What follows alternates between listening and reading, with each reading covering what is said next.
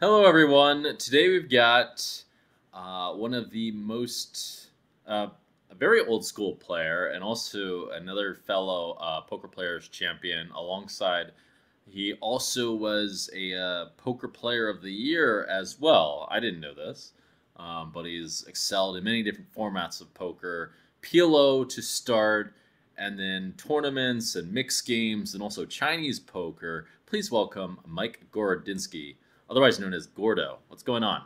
Good to be here, Dan. Thanks for having me. Yeah, well, thank you for your time. Can you tell us? Well, I know you were born in Russia, actually. I did know that.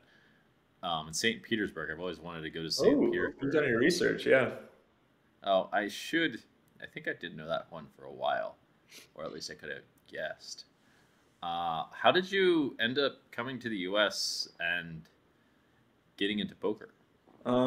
So getting to the U.S., basically, even though like we're not really a religiously practicing family, my last name's Jewish, Gorodinsky, and in the 80s and early 90s in Russia, there was like a religious pogrom. It was hard to find work, and so even though my dad, who has a lot of degrees, was very qualified for work, he just couldn't get it in Russia. So he eventually went to Israel and got a job at a university in, I believe, Jerusalem, and then worked there while we were still in Russia. And then we followed him to Israel, and then eventually he got a university position in St. Louis, Missouri, and so moved there. And so we kind of jumped around based on my dad's work until we landed in the States.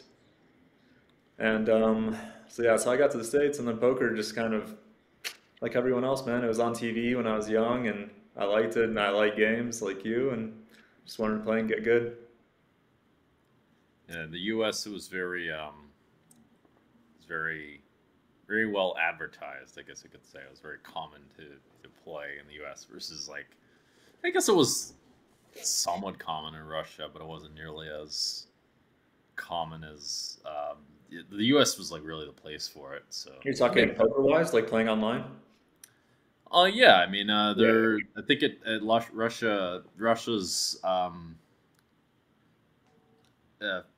Russia's well, poker's influence on Russia lagged behind the USA as well as Europe, etc. But I know you're a PLO player, and I know they play more PLO, Pot-Limit Omaha, in Europe. Is that what you first got into? Was Pot-Limit Omaha, Well, I mean, or I was 3, I think, when I left Russia, and I was 6 when I got to the States. So I wasn't oh, playing much poker in those days. I just randomly found PLO, like complete accident. I played on Party Poker, and just everyone's clicking buttons, and that's the game where it's the most fun to click buttons. And so it's just kind of, I don't know, it randomly stuck, and so I wound up doing that for many years. it seemed like there's probably a lot of money in it too, at least earlier on. I mean, as it happened, I don't know if my audience knows this that well, but at the high stakes, for quite a long time, the high stakes no limit players didn't have such stellar win rates exactly for the most part, except for a couple people. But the biggest win rates tended to come from PLO, and so I imagine at a PLO ring there was some money to be made, is my guess, and maybe PLO heads up too. I know we battled it out We quite a bit did. in 2010. I don't even know who Yeah. won. Did you I win? I mean, don't even. yeah, I wish I had taken poker more seriously back then because there definitely was a lot of money to be made. But I was kind of focused on just like I was in college, I was partying, and not really poker wasn't a priority for me back then, sadly. So I kind of wasted like the golden years of poker really in the States. Yeah. Well, making thousands of dollars every week. It's not for everyone, or whatever. No, The no, pitch. you got to choose what's important. That is true. I mean, money doesn't have to be that important. I guess that suggests that you're not that interested in money. You're probably making good money back in the day at PLO, but I don't know. For at least for me, I was like grinding my ass off during college years. I was a little bit excited by the idea of making like I was making like $200 an hour and all of that. In it was like a freshman in college. Yeah, I Something remember you telling me those stories way back when. I can't remember. I'm surprised you remember that. What were you? How were you doing in college College during was actually probably when I was. So college for me was 2004 to 2008. And that was when like all of the no limit players like you were transitioning to PLO. So like that's when Stars and Full Tilt was going strong. And so I mean I was just playing 25, 50, 100, 200 pretty regularly, like blackout drunk sometimes like an idiot. And that was kind of my college experience. I played a lot of poker and then I just kind of enjoyed the typical college life. So yeah.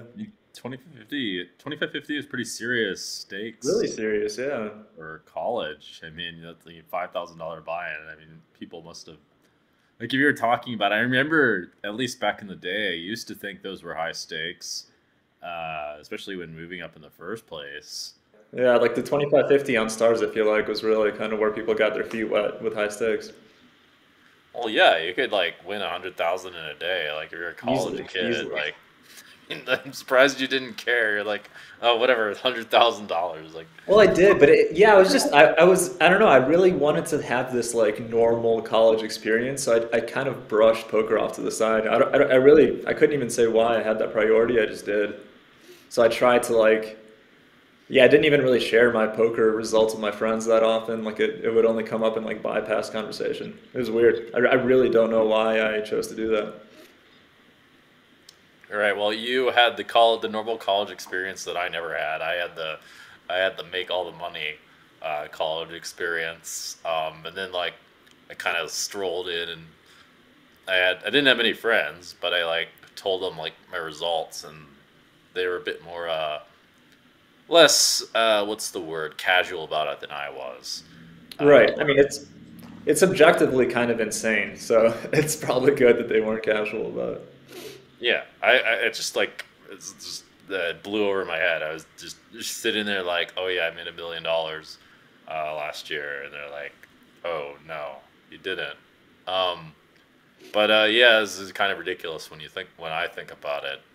I just like lacked a lot of common sense back then. But you were probably much more socially adjusted and more normal on the whole, is my personal guess.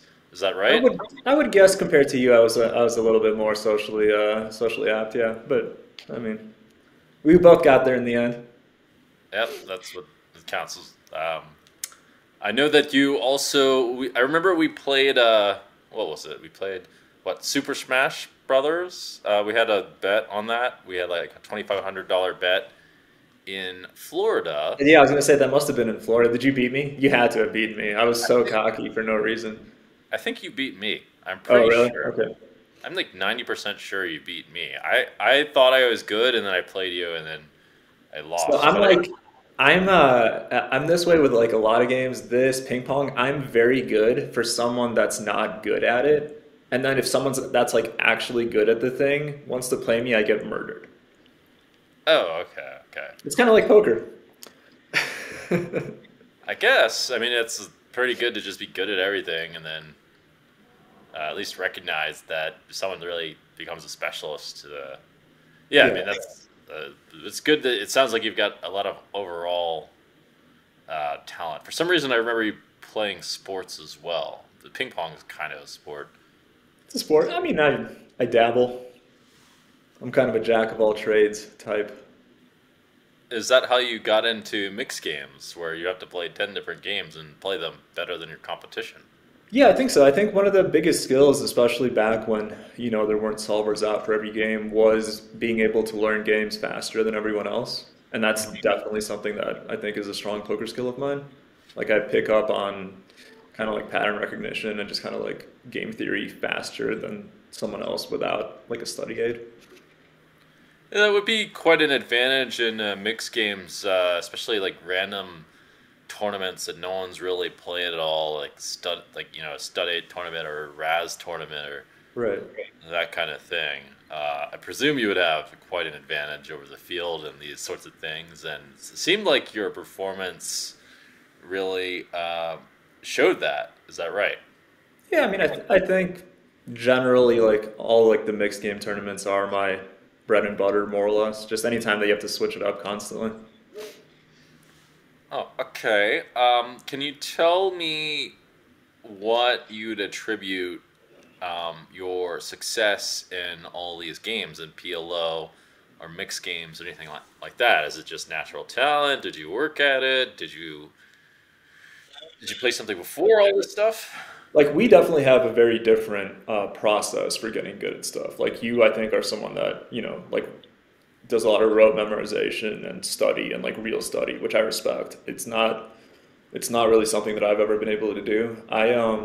When I was first, like I think there's a certain amount of natural ability. Like there's I think compared to like an average person, not to a gambler, you have to be self-aware and have good risk tolerance. But aside from that, it's just kind of I pick up what I think good players are doing and then adjust it to my own style and go from there.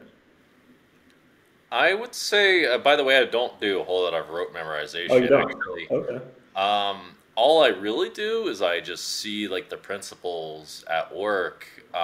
And I mean, one thing I do a lot of is I carry over those principles to appropriate situations. Let me think if I can give an example.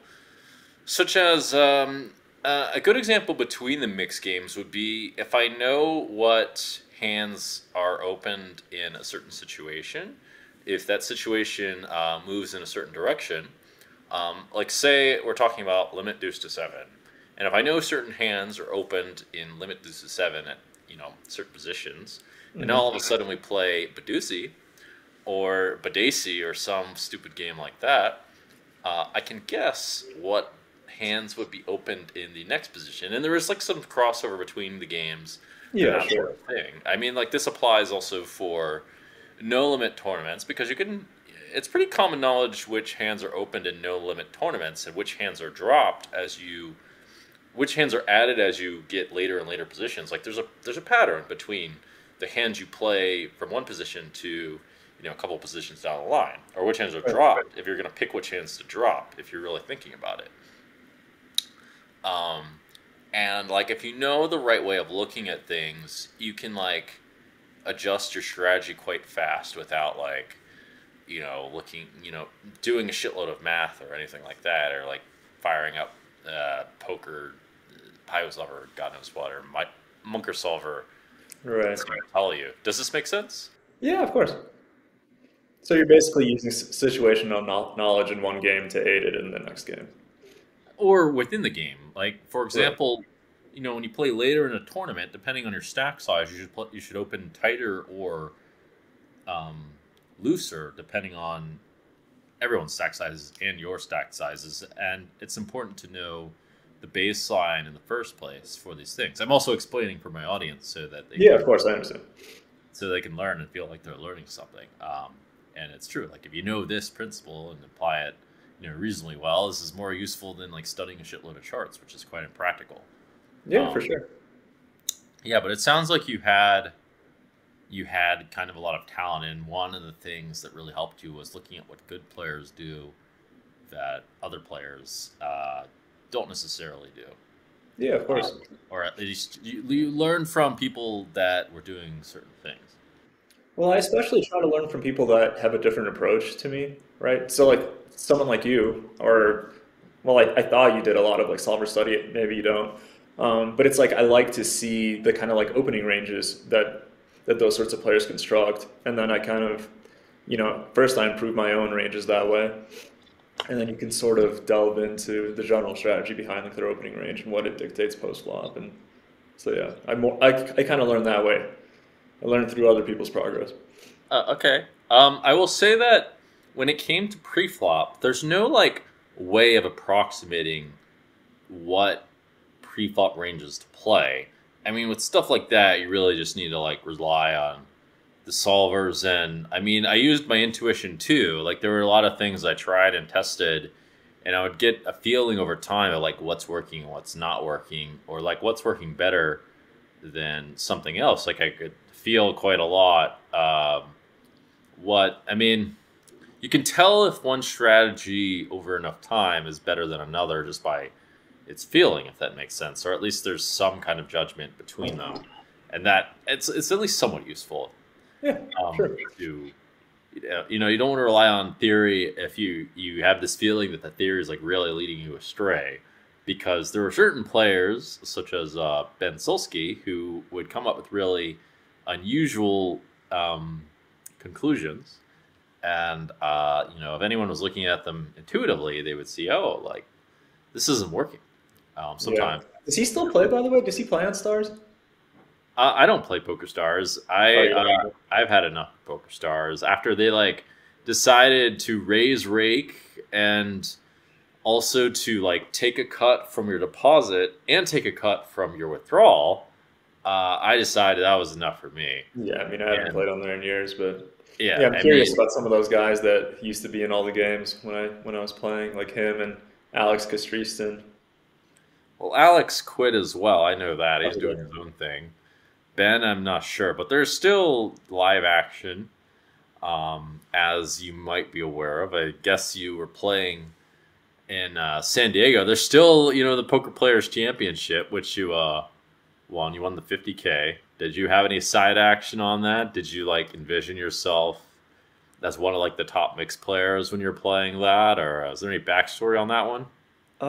There's no real backstory. I mean, I've always taken that tournament as like a kind of a degenerate splurge every year where like I don't stop any action. I just like to play it. So, I mean, I bet on myself in that way, where it's like probably bigger than I should be taking all of myself in, but I like to take all of myself in that tournament. I don't think I had any kind of big side action. I might have had a few 10-10-10s or something where, for cash, final table and win, but definitely nothing huge. For the audience, a 10-10-10 is a reference to a bet that is commonly made between poker players that if you cash and one person doesn't cash, they owe you 10,000. But then if you make the final table and cash, and if they don't, they owe you 2 times 20,000. And if you win and the other person doesn't cash, they need to do as good as you to get that 10,000 back.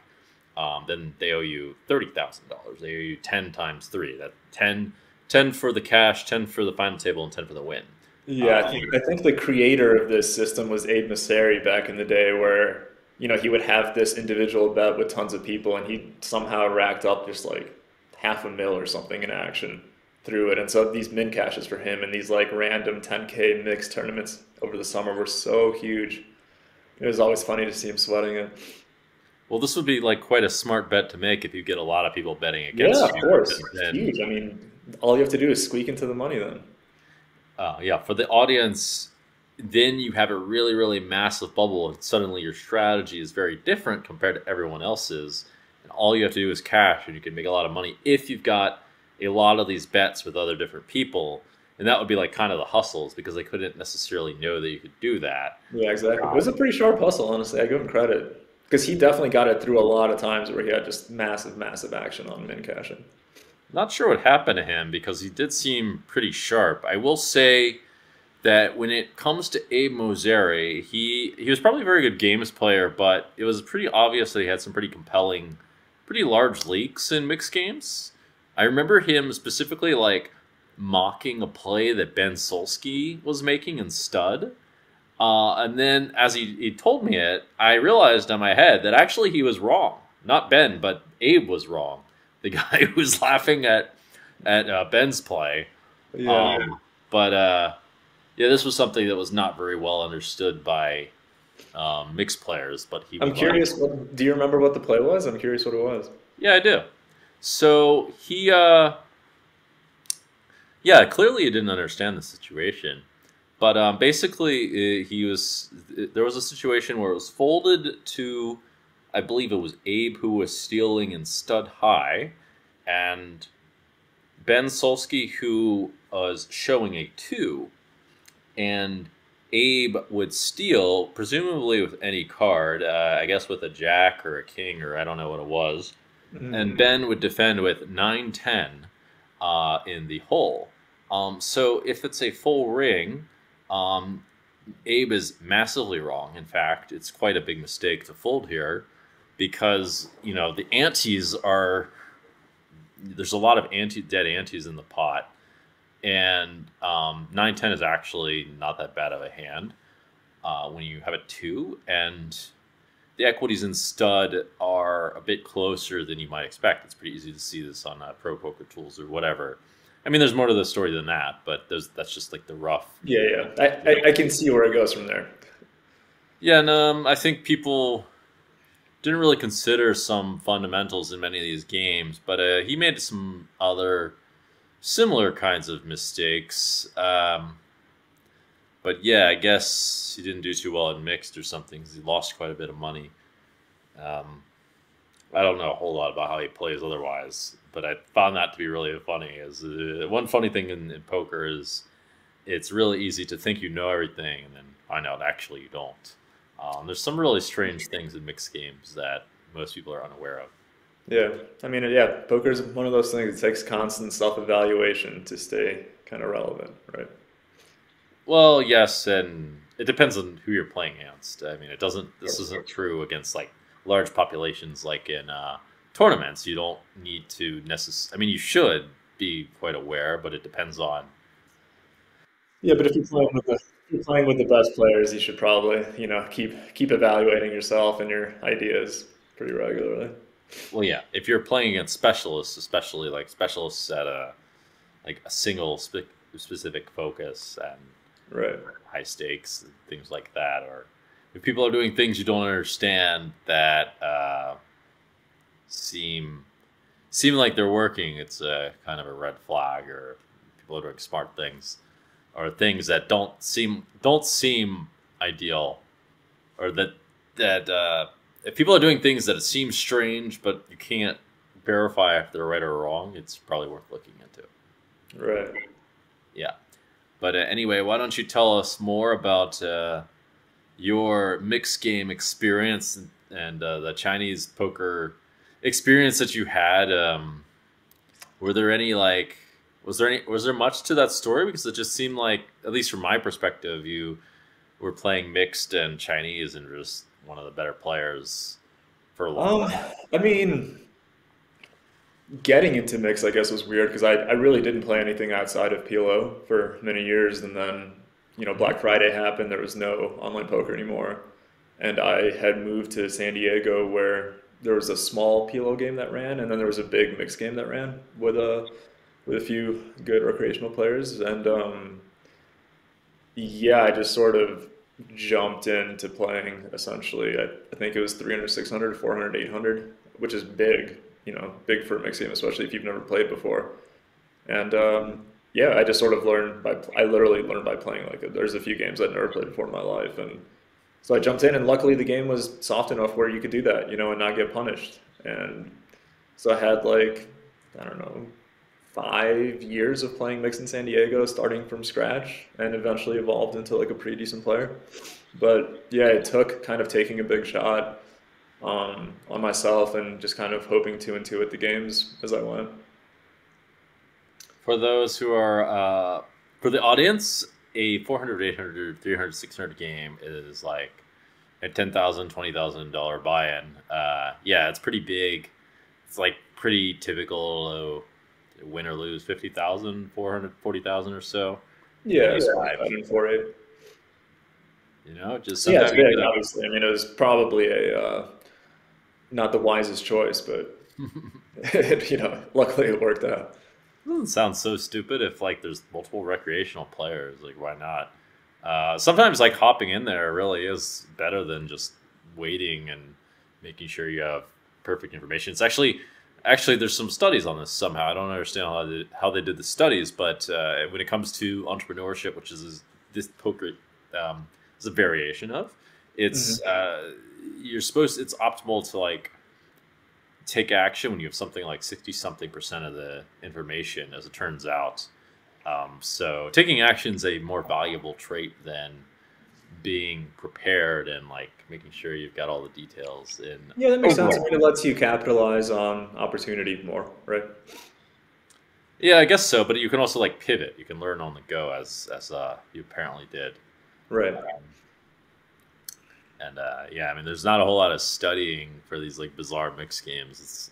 It's a bit strange. I mean, people plateau partly because they like refuse to like. It takes quite a bit of effort to start considering ulterior strategies, um, or alternative strategies, I should say, in especially these mixed games. But they exist. When you get um, the math going of the sims, you can see them a bit more clearly. Yeah, I don't know how many Badusi Sims there are out there, but I know what you're saying. So Did you have any kind of method to learning the different games? Was there anything like specific you did that helped you to get better at like one particular game? Maybe that you can talk about it. Did you use like any kind of solver or anything for? I had Yeah. not used the solver until about a year ago, where I just was bored and wanted to learn how to play no limit tournaments better. That's the only time I've ever used the solver, which is not some sort of brag. It's more just that's how lazy I am. It's just very hard for me to force myself to study, and I just don't like that method of learning.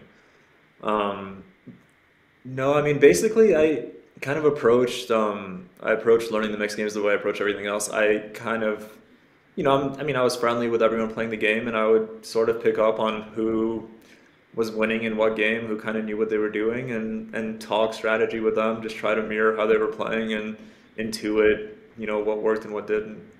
That's kind of always been my way for improving.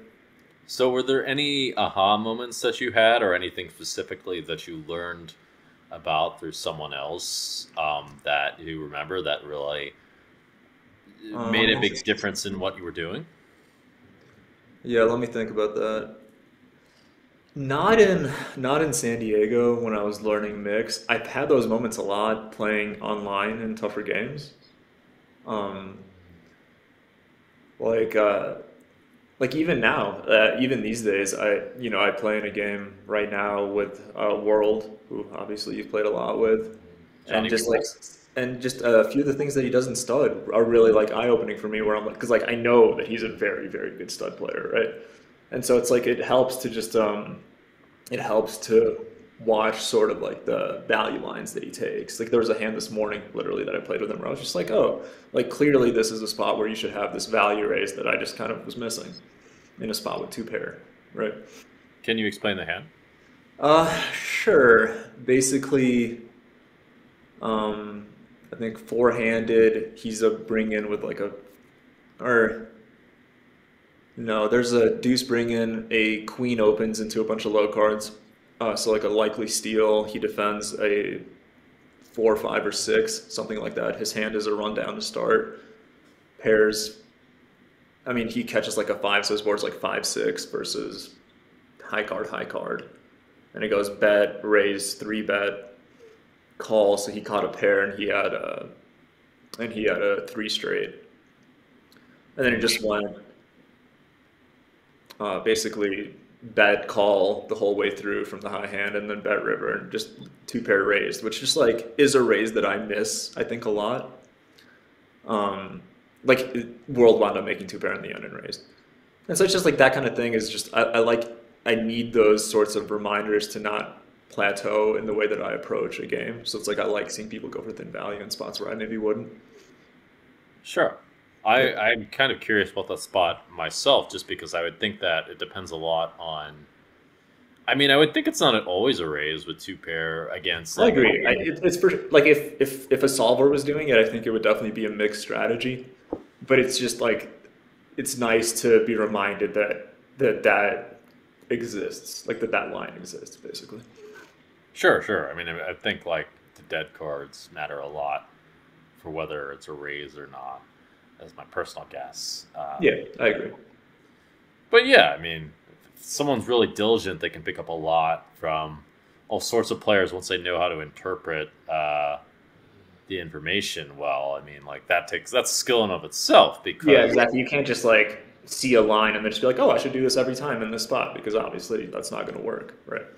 Did you ever watch poker and learn that way, or was that just not a thing? Or you're not watching poker too Uh, much? I haven't watched much in a long time.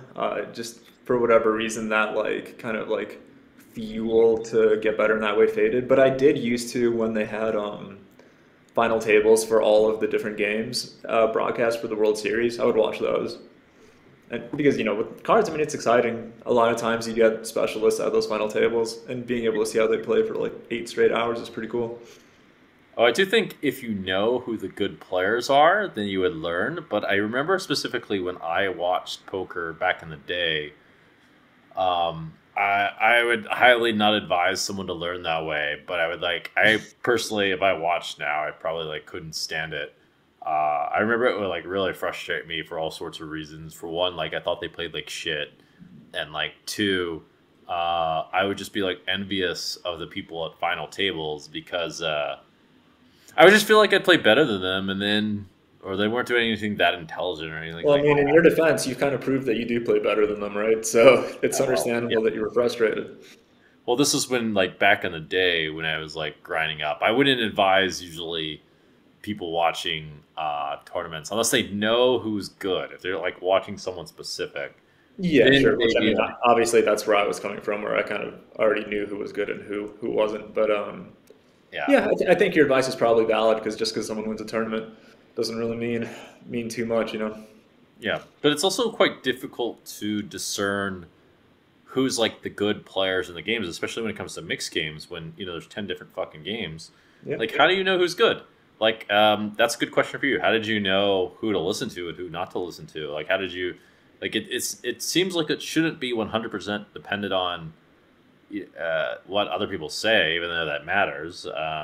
Yeah, I mean, what people say matters, but yeah, you have to be able to, it's a skill like anything else. You have to kind of be able to figure it out for yourself. Um, which I think I was able to do pretty well. There's a guy like Kevin Keller in San Diego, who I don't even know if he plays poker anymore, but he was clearly the best player in the game at that time.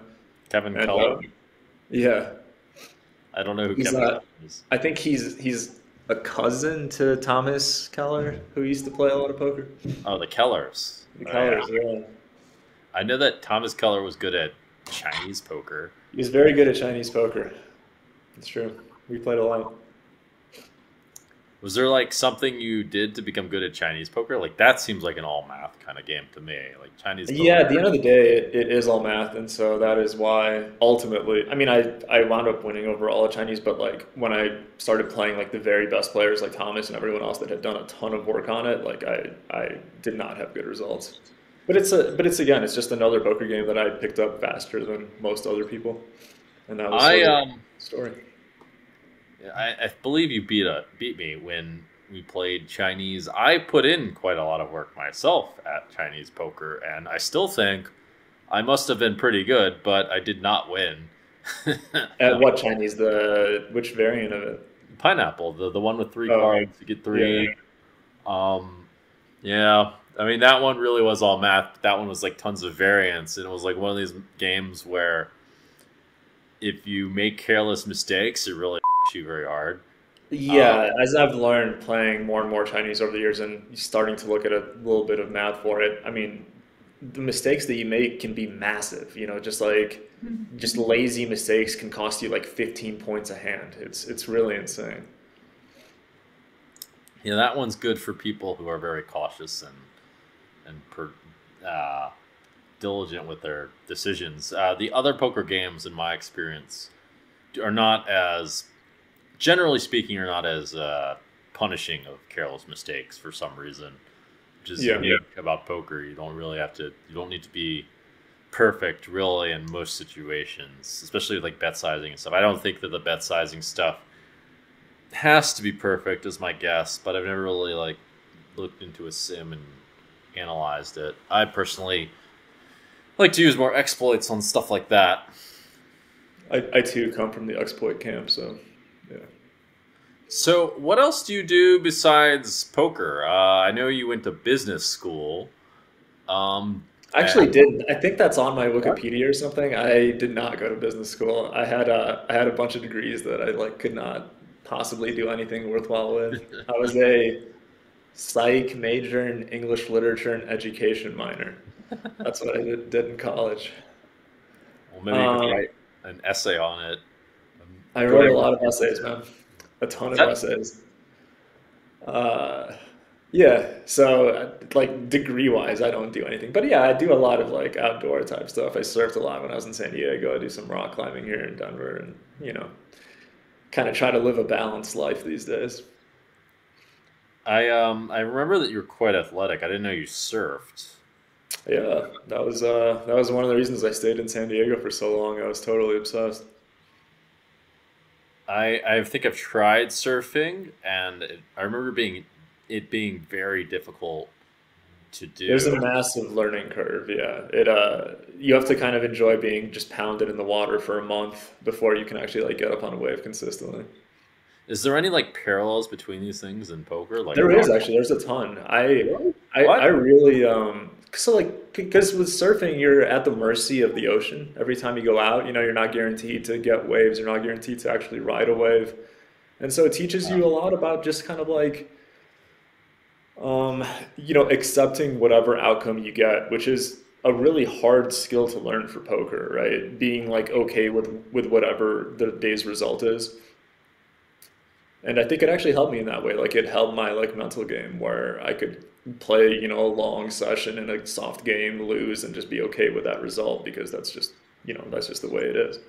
So equanimity in surfing, you're at the in poker, you're at the mercy of the oceans of variance and the waves. Yeah, more or less. I mean, I don't want to make some sort of flowery, allegory, but that's kind of what it is. Like some days you just do everything right and it doesn't work out.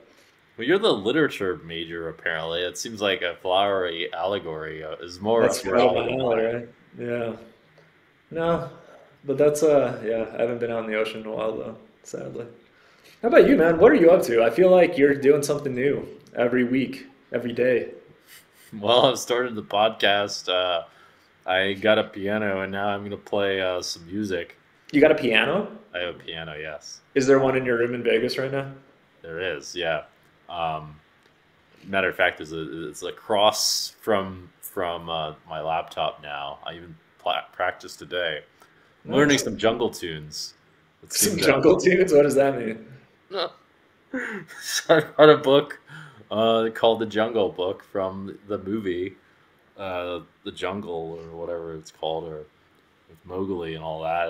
The bear Right. was practicing the bear necessities earlier today. I just feel like it had to be done. It's not like that hard to learn, and I agree.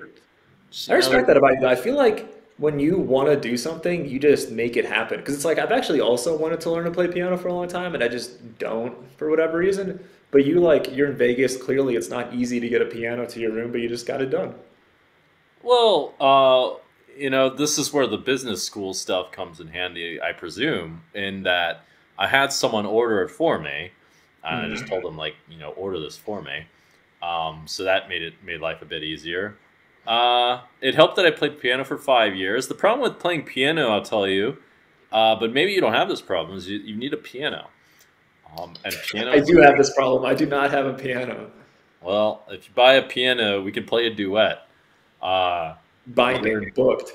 All right, we could play something from Super Smash Brothers. That would be kind of fun.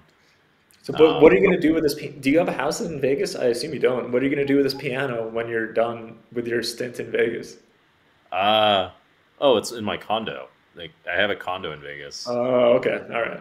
Well, like, whatever. I mean, you could get a well, in my case, I ended up like deciding to learn another instrument that apparently has various health benefits of sorts. It's been called the wand of patience, the flute. Uh, Okay. it's All right. it's got the opposite problem of the piano, and that it's easy to like hold and easy to take with you, but it's impossible to play. The piano is very easy to play, and impossible to find. Do you have this flute in your condo right now? I think your viewers might want to see you try it. All right, I will. I do.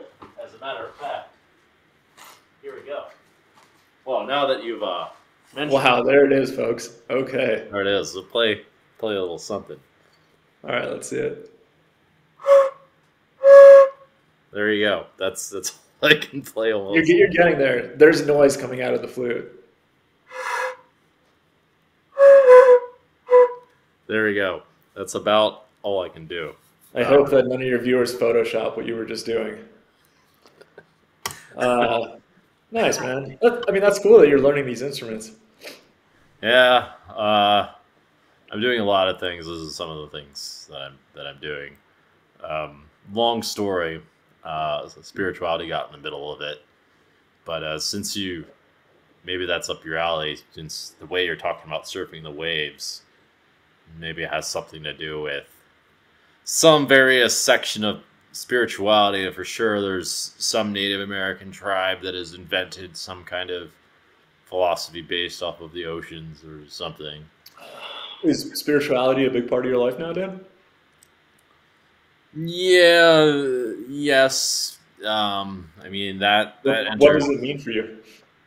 Well, now you've asked this question that is a very big question. A big excursion of that is, how does spirituality connect with the real world? That's, in my mind, a very important question. So part of the answer to that is what is spiritual is literally what is the unmanifest. I mean, in the more esoteric something is, or less like clearly physical, the more in the realms of spirituality it becomes. And so, to some degree, you can do some things with this based off of systems of logic and blah blah blah. But it does beg lots of questions, such as like, why do anything? Why do good? Why play poker? Hmm. Um, what's you could say, what is purpose and all this stuff, and all of that is like connected in some kind of way to spirituality. Um, So are you just kind of using it as a medium for divining like purpose and meaning in your life? I've been doing that. I've been trying to investigate. Also, like for me, it was never enough to say, "Oh, I'm gonna be." I had some kind of feeling towards pursuing it, but not towards but not like necessarily doing it. If that makes sense. For me, I need like a compelling reason to do something. So I had to Right. ask myself all these kinds of questions, as and they pertain a bit to the career and all these sorts of things. But basically, somehow India got in the mix, and some philosophy, and I had a big revelation that put me in a state of ecstasy for 4 days, and then ended up traveling a lot. What was Uh, your revelation? well, it was about a couple things. One was about the nature of conflict and how reality kind of unfolds, and Jesus entered that picture. Okay. And then the second part of that one had to do with what appeared to be a an overarching series of patterns in how the world works, basically. Basically, I saw that there are a lot of patterns in how communication between all things seem to work. That's the short answer. But Cool. Yeah, yeah, it sounds like a cool revelation that you had. yeah. Probably no one has any idea what I'm talking about, and I have to think of a better way to explain these sorts of things. But It's still a bit vague, but I kind of get the general sense.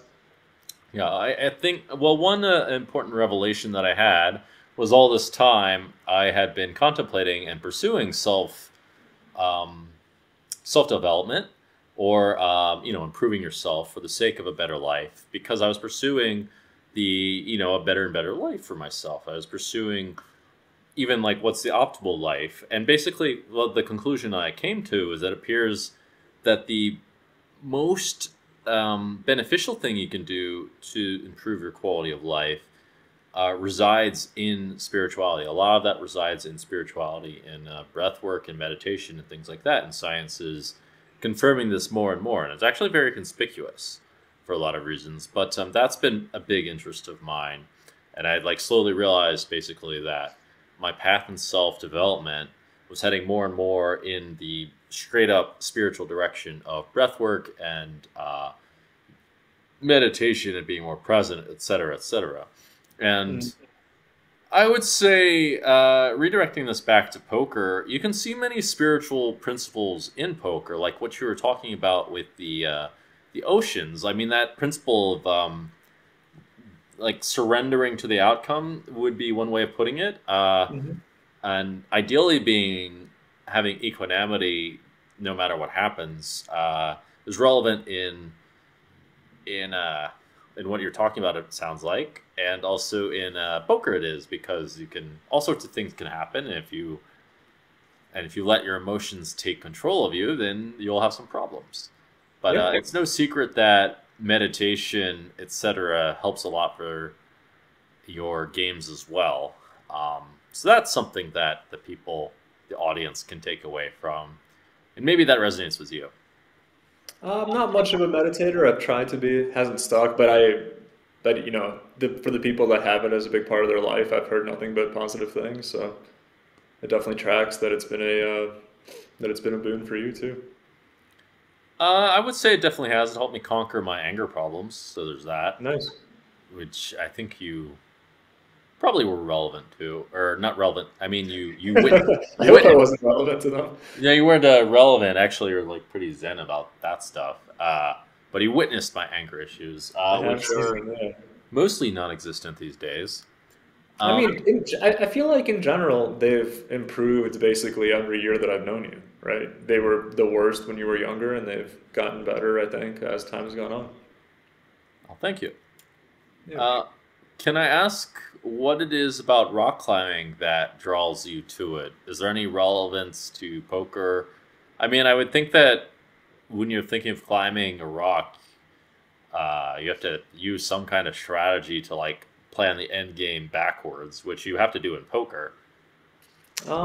Not that necessarily. I mean, climbing like in a gym setting especially is kind of like puzzle solving, right? Because you have all these like routes that are marked, and so it's like you have to just sit there and figure out like, well, how am I going to contort my body and like, you know, where am I going to put my feet and my hands during this climb? And so part of that is just puzzle solving, and that, you know, poker in many ways is a puzzle that you solve as you play. So there's that transference, but mostly it's just I don't know, it's just like a physical outlet that is competitive, and that climbing is nice because you can very easily track progress, which I think a lot of people in poker like. Like I think we all like to be able to just like very clearly see that we're improving at something.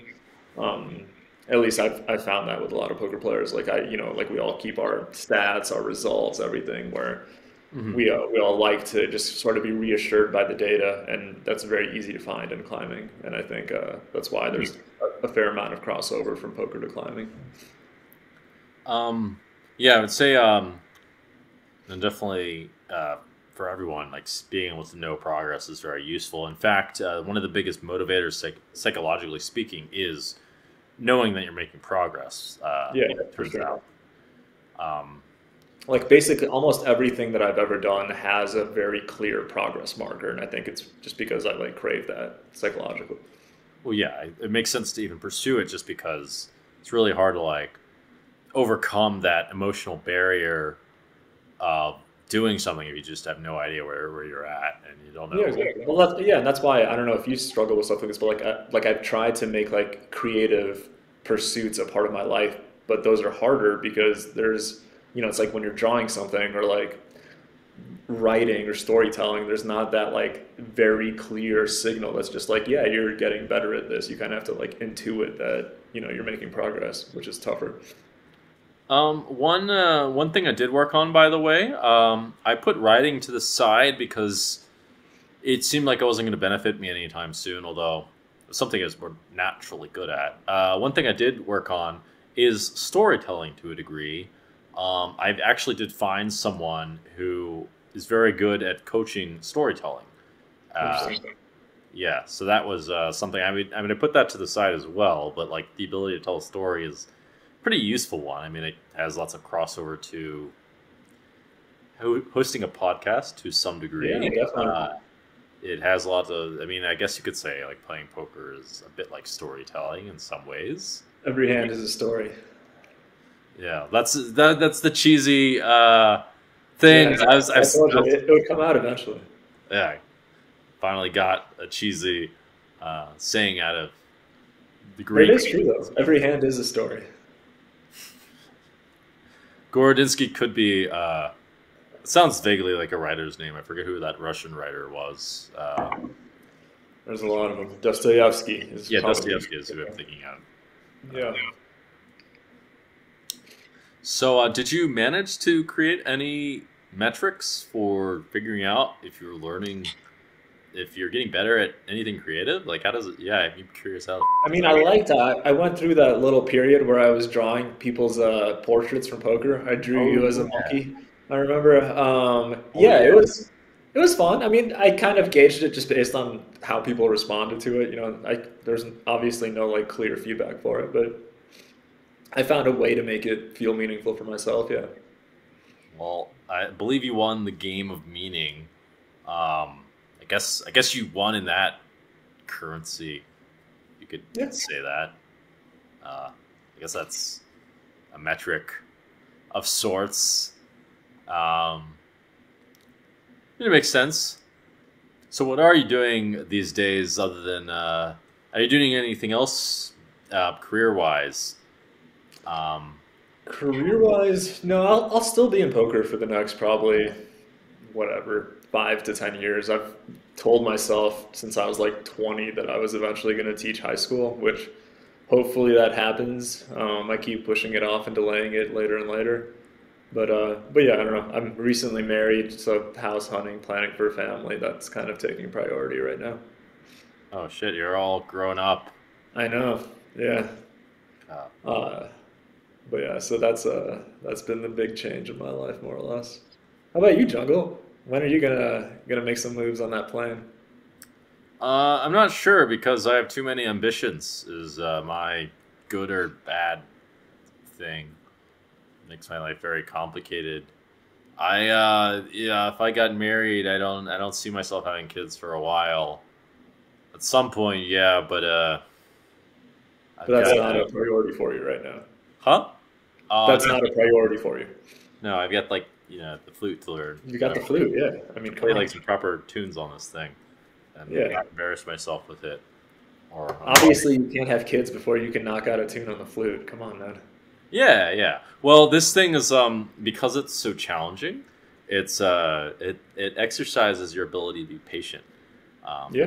it's teaching. That's why it's the wand of patience. This thing, uh, Ah, good, good. and yeah, why not add that to the repertoire of skills? So, are we going to be seeing you at the WSOP next year, or are you going to be joining in any stops? Um, I'm gonna come to Vegas in February for there's like a little mixed game series that the Poker Go Studio is running that Oh, has really? like yeah, it's like 10 to 30K type buy-in events and they have like a little winner at the end. It sounded fun. So I'll come out for that and then probably the series, depending on some other stuff that's going on here. Yeah. All right, cool. I guess there's a fringe chance that I've been doing a lot more. I should mention I've been doing a lot more physical activity type things like learning martial arts and stuff like that. Really? It's like What martial art have you been doing?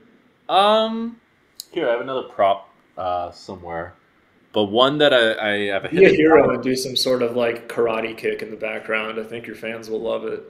Well, I have something a bit that I'm actually better at than karate kick. I'm very bad at karate, but I All used to right, do that one as a kid too. One second. let's see it. No one in the podcast streets is going to have this. Maybe you recognize this by some chance, but this is the Filipino martial art eskrima. But are those foam or what are those? Well, these are foam because if you Yeah. have wooden ones, they're actually registered weapons. Ah. Like if you know how to do this, just a little bit basics, you can easily defend yourself. But then you got to carry those two wooden sticks with you everywhere you go. Which actually, like, it wouldn't surprise me if you did that. So that maybe that's just valid. it wouldn't surprise me if it did what. Well, you said you can defend yourself with those, but then I was like, yeah, but to defend yourself, you just have to have those on you. Yeah, Like well, you if have you to be have carrying them with you. two of those things that are wooden, you can defend yourself against like even like someone with a knife, or it's I agree with you, but you also just have to like be in a casino with those two wooden bats. yeah. Well, no one's gonna get you in the casino, but if you're traveling, you can hold those with you, and now you're defensible. It's a fun workout as well. Yeah, so there's a fringe chance I challenge you at surfing, which I never imagined that I might do, but you never know. Uh, Sure. like maybe in like a year or something like that. It's Well, I'm not. not doing too much surfing here in the mountains these days. It's only a vacation activity for me now. But yeah, we can get out there. All right. We can also hike a mountain. That's much bit more realistic as long as it's not doesn't require much technical skills. We can definitely do that. A hike, like walking up, but not the not the real like grappling or any of that shit. We could do both. It's safer than you think. Really? Okay, I didn't know that. I suppose I could be convinced to do the technical skills and scale somewhere where you can't simply climb up it. Yeah, That'd I feel like one of your strengths anyway is being open to new experiences. I feel like you're always doing something new. It's true. Well, you never know. In any case, we'll catch up. There's a good chance we'll catch up in Las Vegas then, because Yeah. I'll be around-ish the area those I mean, days. if I don't see you in February, I'm sure I'll see you over the summer. All right, cool. Well, is there anything you want me to promote, or anything else you'd like to talk about before we go and get out of here? Nah, I'm over here just living a humble life in Denver. Nothing to promote. Thanks for having me on, man. It was nice to catch up and talk to you. Yeah, you too. And hope you enjoy your quality of life in Denver. I've heard it's one of the most high-quality cities there are, as well as San Diego. Uh, Yeah, I know how to pick them. I pick the good ones. I can see. Yeah, well, it sounds like you're living your best life, and looking forward to catching up in the future. Yeah, sounds good, Dan. Thank you.